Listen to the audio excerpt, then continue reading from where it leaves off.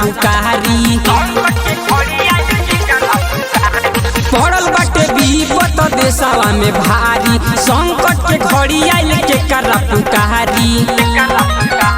छन छन भर में लोगवा मरता, कैसे जीही हम।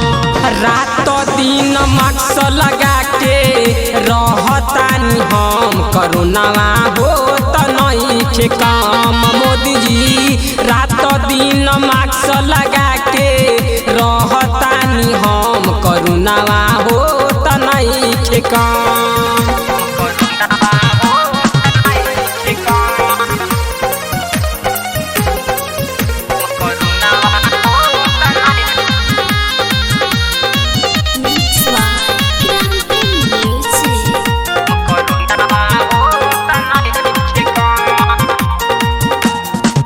फैलता बीमारी बड़ी, टूटल लोग के जान जी।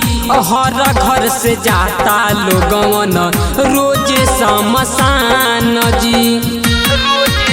हे मोदी जी फैलता बीमारी बड़ी, टूटल लोग के जान जी।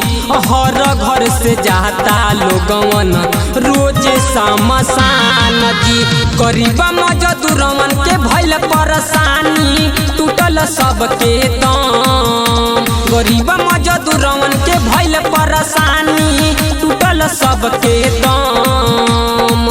रात दिन मास्क लगा के रहतानी हम, करोनावा होत नइखे काम। ए भैया रात दिन मास्क लगा के रहतानी हम, करोनावा होत नइखे काम। Shams Jamil, music by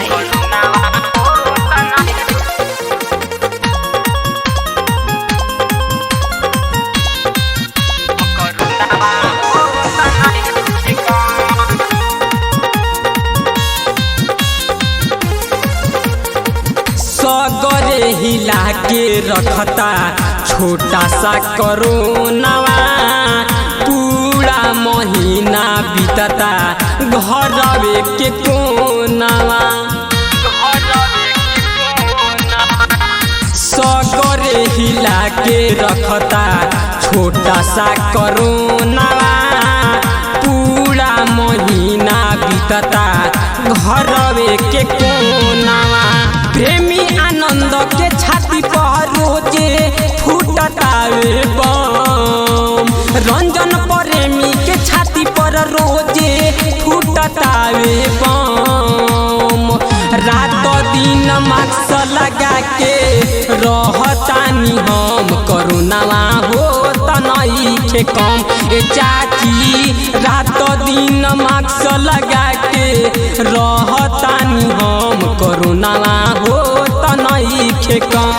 पड़ल बाटे विपत देशवा में भारी, संकट के घड़ी आइल के करा पुकारी। छन छन घर में लोगवा मरता, कैसे जीही हम।